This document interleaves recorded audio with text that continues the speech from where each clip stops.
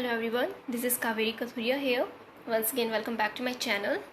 I hope you all are doing great, and today in this lecture we are going to discuss the chapter number 2, that is the 5-year plans in India, that is goals and achievements, right? ये आपका chapter number 2 है और इसे हम discuss करने वाले हैं. This chapter is basically for the class 12th economics. So in this chapter we will discuss the important topics. ये topics जो आपको दिखाई दे रहे हैं यहाँ पर लिस्ट जो है, ये सब topics हम डिस्कस करने वाले हैं, right? So let's start it. And the first topic is the what is economic planning. See, एक टॉपिक आपका यहाँ रहेगा इकोनॉमिक प्लानिंग का कि इकोनॉमिक प्लानिंग होता क्या है. एज वी नो कि जब हमारा देश आज़ाद हुआ था उसके बाद क्या हुआ था कि उसे डेवलप करना था, राइट? तो कंट्री की इकॉनमी को डेवलप करने के लिए कुछ प्लानिंग की गई थी. तो उसी प्लानिंग के बारे में हम डिस्कस करने वाले हैं कि इकोनॉमिक प्लानिंग होती क्या है. सी, economic planning refer to a system under which a central authority, like Planning Commission in India after independence, sets a set of targets and specific set of programs and policies to achieve those targets within the specific period of time. क्या कहता है कि economic planning का मतलब क्या है. Economic planning एक refer करता है एक सिस्टम को, एक ऐसा सिस्टम जिसके अंदर जो हमारी सेंट्रल अथॉरिटी होती है, हमारी जो सेंट्रल अथॉरिटी यहाँ पर क्या थी, हमारी प्लानिंग कमीशन थी. इंडिया में जो सेंट्रल अथॉरिटी थी, जो प्लानिंग कमीशन था, जो आफ्टर इंडिपेंडेंस आज़ाद होने के बाद एक प्लानिंग कमीशन बनाया गया था, वो हमारी सेंट्रल अथॉरिटी थी. और वो क्या करती थी, सेट करती थी हमारे टारगेट्स को और specifies a set of programs, और प्रोग्राम्स बनाती थी और पॉलिसीज बनाती थी. पहले तो हमारे टारगेट सेट किए जाते थे, उस टारगेट को अचीव करने के लिए प्रोग्राम्स और पॉलिसीज जो है वो तैयार किए जाते थे टू अचीव दोज टारगेट्स. उन टारगेट्स को अचीव करने के लिए with in specified period of time, एक निश्चित समय के अंतराल में उसे जो है अचीव करने के लिए प्रोग्राम्स एंड पॉलिसीज बनाए जाते थे. और ये पॉलिसीज कौन बनाता था, हमारी सेंट्रल अथॉरिटी बनाती थी. और हमारी सेंट्रल अथॉरिटी कौन थी उस समय आफ्टर इंडिपेंडेंस, हमारी सेंट्रल अथॉरिटी थी प्लानिंग कमीशन, राइट? तो इस सिस्टम को हम क्या कहते हैं, economic planning.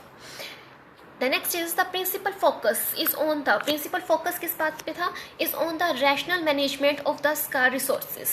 Scarce resources mean ऐसे resources जिसकी हमारे पास सप्लाई कम है as comparison to our demand, right? उसको हम क्या कहते हैं, resources की क्या है, scarcity है. इट मीन्स कि जब हमारा देश आज़ाद हुआ तो हमारे पास एज वी नो कि हमारी इकॉनमी बहुत ही बैकवर्ड हो गई थी, बहुत ही स्टेगनेंट हो गई थी. तो उस समय उसे डेवलप करना था. डेवलप करने के लिए हमें अपने रिसोर्सेज को बेटर वे में यूटिलाइज करना था. तो उस समय हमें एक ऐसे डिसीजन की ज़रूरत थी जिसमें हम अपनी रिसोर्सेज को रैशनल वे में उससे मैनेजमेंट कर पाएँ, रैशनल वे में उसका यूज़ कर पाएँ. Resources are to be taken so rationally utilized that the social welfare is maximized along with GDP growth. उस समय हमें सबसे पहले ध्यान देना था सोशल वेलफेयर पर. हमारी इकॉनमी इतनी ज़्यादा बैकवर्ड हो चुकी है, इतनी ज़्यादा डाउन हो चुकी थी कि उसे डेवलप करना था. डेवलप करने के लिए हमें अपने रिसोर्सेज को बेटर वे में यूज़ करना था, और रिसोर्सेज को ऐसे यूज़ करना था कि सोशल वेलफेयर को मैक्सिमाइज़ किया जाए along with the GDP growth. GDP growth तो हमें मैक्सिमाइज़ करनी है, उसके साथ साथ हमें सोशल वेलफेयर को भी जो है ध्यान रखना था, right? The next is economic planning. Economic planning का मीनिंग क्या है? Economic planning means utilization of the country's resources. Country के रिसोर्सेज को यूटिलाइज करना है in different development activities. Different activities है जिसके थ्रू हमें क्या करनी है, डेवलपमेंट करनी है in accordance with the national priorities. National priorities को ध्यान में रखते हुए हमें क्या करना है, डेवलपमेंट करना है. That is called economic planning, that is planning commission, right? Next is, in India, the idea of economic planning became a reality with the setting of the Planning Commission in 1950. क्या कहता है कि ये जो economic planning हमने setup किया गया, economic planning का जो आइडिया है ये रियलिटी कब बना था, जब हमने प्लानिंग कमीशन को सेटअप किया. प्लानिंग कमीशन को सेटअप किया गया था 1950 में. मोस्ट इंपॉर्टेंट पॉइंट है, आपसे पूछ सकता है एमसीक्यू में. 12th क्लास में एज यू नो कि एमसीक्यूज आपके पूछे जाते हैं, तो एमसीक्यू में पूछ सकता है प्लानिंग कमीशन कब आया था, 1950 में, under the chairmanship of the professor Mahalanobis, right? It is important to note. अब क्या आपको ध्यान रखना है मेन बात कि 1950 में प्लानिंग कमीशन आया था, लेकिन अब प्लानिंग कमीशन को एबॉलिश किया जा चुका है. It is important to note that the planning commission has now been abolished. अब उसे एबोलिश किया जा चुका है, अब उसे ख़त्म कर दिया जा चुका है इन जनवरी 2015. जनवरी 2015 की अगर हम बात करें, it has been replaced by the NITI Aayog. अब प्लानिंग कमीशन को हटा करके आ चुका है 2015 में, जनवरी 2015 में नीति आयोग लाया गया था. NITI Aayog is to make such policies that accelerate the pace of GDP growth. NITI Aayog का क्या मतलब था वहाँ, कि आपका वहाँ पर क्या करना चाहता था, ऐसी पॉलिसीज बनाता था जो आपकी जीडीपी की ग्रोथ को बढ़ाएगा, right? Next is in the Indian constitution, अगर हम भारत के संविधान की बात करते हैं, the reference to economic and social planning, reference to economic and social planning exist in the concurrent list of the 7th schedule. जो इकोनॉमिक प्लानिंग है और सोशल प्लानिंग है, ये दोनों कहाँ एग्जिस्ट करती हैं? कॉन्करेंट लिस्ट में एग्जिस्ट करते हैं ऑफ द 7th शेड्यूल में, right. Now the next topic is need for planning in India. कहता है कि हमें ज़रूरत ही क्यों पड़ी प्लानिंग करने की इंडिया में। हम इकोनॉमिक प्लानिंग को डिस्कस कर रहे हैं कि हमने मीनिंग देखा इकोनॉमिक प्लानिंग है क्या। अब क्वेश्चन ये अराइज होता है कि इकोनॉमिक प्लानिंग की नीड अराइज ही क्यों हुई। So let's read it. India inherited with the British from the British a backward and the stagnant economy. कहता है इंडिया को ब्रिटिश से क्या मिली थी? एक बैकवर्ड और एक स्टैग्नेंट इकॉनमी मिली थी। It was backward as the level of output and productivity were low. कहता है कि ये इतनी बैकवर्ड थी कि हमारा जो आउटपुट का लेवल था और जो प्रोडक्टिविटी का लेवल था बहुत ही लो था। And it was stagnant as the GDP growth were retardly extremely low. Stagnant economy क्या कहता है कि इकॉनमी स्टैग्नेंट थी। अब स्टैग्नेंट इकॉनमी वो इकॉनमी होती है जिसमें जो ग्रोथ है वो या तो बहुत ही ना के बराबर हो रही होती है या फिर हो ही नहीं रही होती है, उसे हम कहते हैं स्टैग्नेंट इकॉनमी, राइट। तो कहते हैं कि इकॉनमी स्टैग्नेंट थी कि GDP का ग्रोथ जो है बहुत ही कम था। Such an economy could not be left to the market forces of the demand and supply and demand to trace the path of the growth and development। कहता है तो ऐसी इकोनॉमी को हम सिर्फ मार्केट फोर्सेस के सहारे नहीं छोड़ सकते थे कि डिमांड एंड सप्लाई के अकॉर्डिंग इसे एडजस्ट किया जाएगा और उसके वे से जो है ग्रोथ एंड डेवलपमेंट जो है अपने रास्ते पर वापस से आ जाएगा। इट मीन्स कि अभी हमें ज़रूरत थी अपने रिसोर्सेज को मैनेज करने की और उसे रास्ते पर लाने की, उसे ग्रोथ एंड डेवलपमेंट के रास्ते पर लाना था। तो अपने आप ये मार्केट फोर्सेस के अकॉर्डिंग नहीं होने वाला था। It needed a big push of investment supported by government. उस समय हमें बहुत ज़्यादा ज़रूरत थी इन्वेस्टमेंट करने की जिसमें हमें गवर्नमेंट की हेल्प चाहिए थी।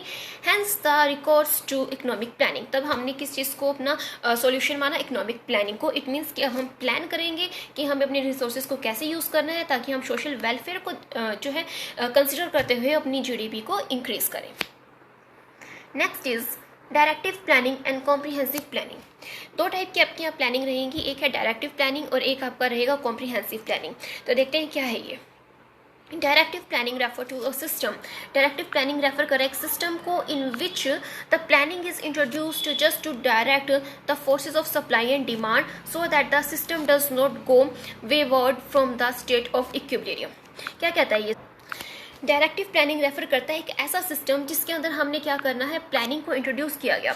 इन विच द प्लानिंग को is introduced just to direct, जिसमें हम सिर्फ डायरेक्शन देते थे, just to direct the forces of demand and supply. Demand and supply को सिर्फ क्या करता है? डायरेक्शन देता था कि डिमांड एंड सप्लाई को इक्विलिब्रियम पॉइंट पे लाया जाए so that the system does not go wayward from the state of equilibrium, ताकि जो है हमारा सिस्टम जो है इक्विलिब्रियम पॉइंट से हट ना जाए। इट मीन्स हम सिर्फ एक डायरेक्शंस प्रोवाइड कर रहे थे forces to the demand and supply को। In such a planning, there is no direct participation of the state in the process of growth। यहाँ पर स्टेट का कोई डायरेक्ट पार्टिसिपेशन नहीं था जिसकी वजह से जो है ग्रोथ हो पाए। It is more like directing the private sector. सिर्फ क्या कर रहा था? प्राइवेट सेक्टर्स को डायरेक्शंस प्रोवाइड कर रहा था with regard to a set of the dos and do nots. सिर्फ ये बता रहा था कि क्या आपको करना है क्या नहीं करना है, so that national interest does not suffer, ताकि जो है नेशनल इंटरेस्ट जो है उसको कोई भी सफ़र ना करे। While individual gain were allowed to be maximize. जबकि हमारा मेन यहाँ पर ध्यान क्या कर रहा था? डायरेक्टिव इकोनॉमी में सिर्फ इंडिविजुअल गेन को मैक्सिमाइज करने की बात कर रहा था। तो डायरेक्टिव प्लानिंग कहीं ना कहीं किस चीज़ को रिप्रेजेंट करी थी? कैपिटलिस्ट इकोनॉमी को, राइट। कैपिटलिस्ट इकोनॉमी कैसी इकोनॉमी होती है जिसके अंदर हम जो मेनली डिपेंड करते हैं डिमांड एंड सप्लाई पर, राइट, और उसके अंदर हम सिर्फ अपने प्रॉफिट को मैक्सिमाइज करने पर ज़्यादा ध्यान दिया जाता है। Next is comprehensive planning. Comprehensive planning, on the other hand, refer to a system in which the government herself participates in the process of growth and development। अब यहाँ पर गवर्नमेंट खुद पार्टिसिपेट कर रही है कंट्री की ग्रोथ एंड डेवलपमेंट के लिए, right. Comprehensive planning is pursued in the socialist economics as well as mixed economics. Comprehensive planning किसे रेफर करिए? यहाँ सोशलिस्ट इकोनॉमिक्स को as well as mixed economy को। सोशल इकोनॉमी क्या होती है? जिसमें सारे के सारे डिसीजन जो है गवर्नमेंट लेती है या फिर ये कहें कि सेंट्रल अथॉरिटी लेती है, राइट। तो सेंट्रल अथॉरिटी लेती है सारे के सारे डिसीजन के रिसोर्सेज को कब कहाँ कैसे यूज़ करना है। और मिक्स्ड इकोनॉमी में क्या रहता है कि आपका मिक्स चलता है। इट मीन्स कि कुछ सिचुएशंस पर आपकी सेंट्रल अथॉरिटी डिसीजन लेती है और कुछ जगह पर जो है आपको इंडिविजुअली आपको रेफर किया जाता है कि आप अपने अकॉर्डिंग डिसीजन ले सकते हैं। तो रिसोर्सेज को कैसे यूज़ करना है, तो मिक्स्ड इकोनॉमी में दोनों चलता है, सोशल भी चलता है और कुछ जगह सोशल और कुछ जगह कैपिटलिस्ट इकोनॉमी, दोनों मिक्स करके चलाई जाती है। In case of mixed economics like India, जैसे कि इंडिया में मिक्स्ड इकोनॉमी चलाई जाती है, both private and public sector को exist as agent of growth के लिए हम यहाँ पर दोनों सेक्टर चलाते हैं, private as well as public sector दोनों चलाए जाते हैं इन द मिक्स्ड इकोनॉमी में। तो ये रहती है आपकी कॉम्प्रिहेंसिव प्लानिंग। दो टाइप की प्लानिंग रहती है, एक होती है डायरेक्टिव प्लानिंग जिसमें आप सिर्फ डायरेक्शंस प्रोवाइड कर रहे हैं, हालांकि गवर्नमेंट उसमें डायरेक्टली पार्टिसिपेट नहीं कर रही है हमारी इकोनॉमी की ग्रोथ एंड डेवलपमेंट के लिए, लेकिन कॉम्प्रिहेंसिव प्लानिंग में गवर्नमेंट खुद से पार्टिसिपेट करती है अपनी कंट्री की इकोनॉमी के development and as well as growth के लिए। Now the next topic is the type of economics. आपकी बेसिकली यहाँ रहेगी 3 टाइप की इकोनॉमिक्स रहेगी, एक रहेगा capitalist, socialist and the mixed economics. 3 type की इकोनॉमिक्स हम डिस्कस करने वाले हैं। So let's start it. सबसे पहले देखें कैपिटलिस्ट इकोनॉमी। कैपिटलिस्ट इकोनॉमी किसे रेफर करता है? A capitalist economy is defined as the one in which the means of production are owned by the individuals।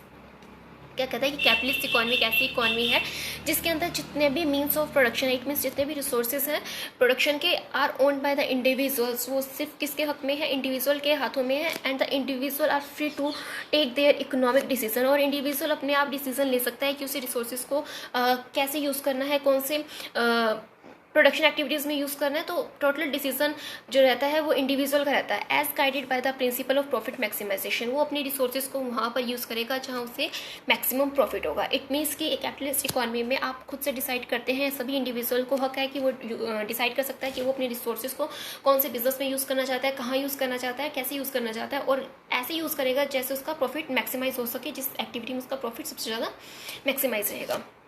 तो ऐसी इकोनॉमी को हम कहते हैं कैपिटलिस्ट इकोनॉमी। इसके कुछ फीचर्स रहेंगे, फीचर्स देखते हैं इसका क्या है। There is a private ownership of the means of production.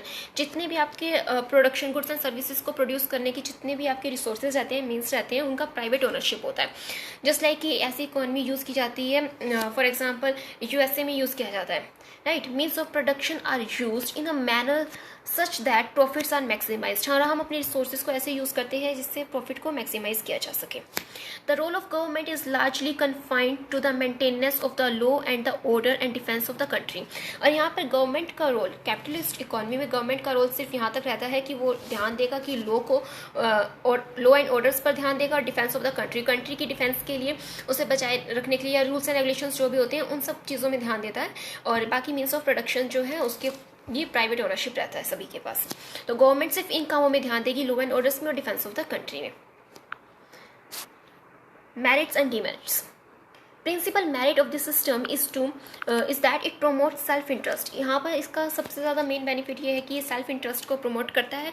It means कि आपके पास फुल परमिशन है कि आप जहाँ पर अपने रिसोर्सेज को यूज़ करना चाहें आप यूज़ कर सकते हैं, जहाँ मैक्सिमम प्रॉफिट हमें लगता हो हम वहाँ यूज़ कर सकते हैं।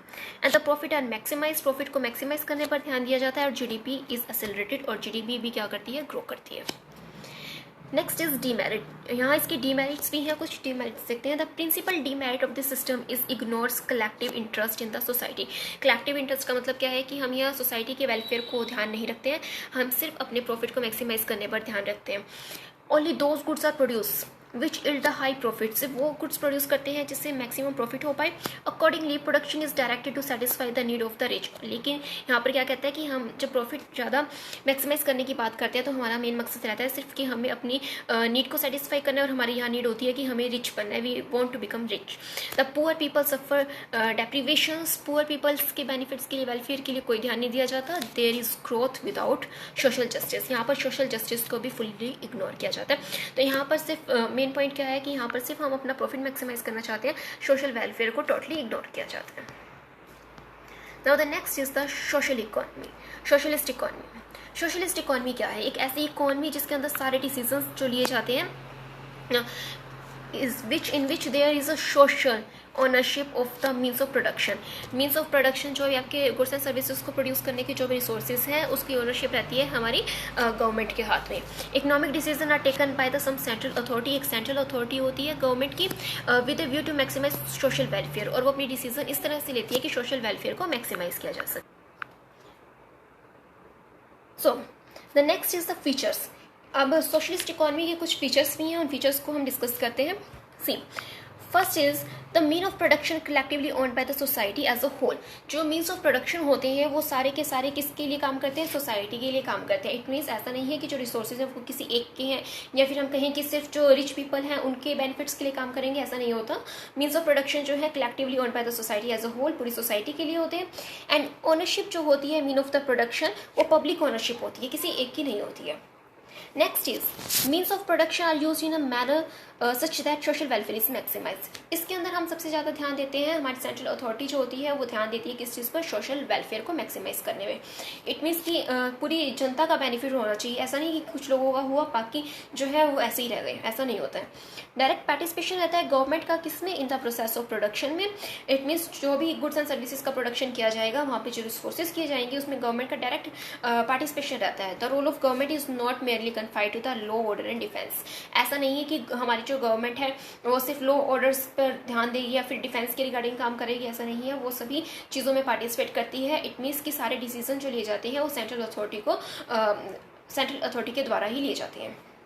और मेन पर्पज़ है यहाँ पर हमारा सिर्फ, अगर सोशलिस्ट इकोनॉमी होती है तो मेन पर्पज़ हमारा रहता है सोशल वेलफेयर को मैक्सिमाइज करना। अब इस इकोनॉमी के कुछ मेरिट्स एंड डीमेरिट्स है, एक बार उससे भी डिस्कस कर लेते हैं। जो सोशलिस्ट इकोनॉमी है आपकी, वो अचीव करती है equality in the distribution of income. It means कि सोशलिस्ट इकोनॉमी में सब कुछ इक्वली डिस्ट्रीब्यूट किया जाता है, कोई रिच नहीं कोई पुअर नहीं, राइट। तो जो भी इक्वालिटी रहती है, बहुत ही ज़्यादा इक्वालिटी रहती है इनकम डिस्ट्रीब्यूशन में भी।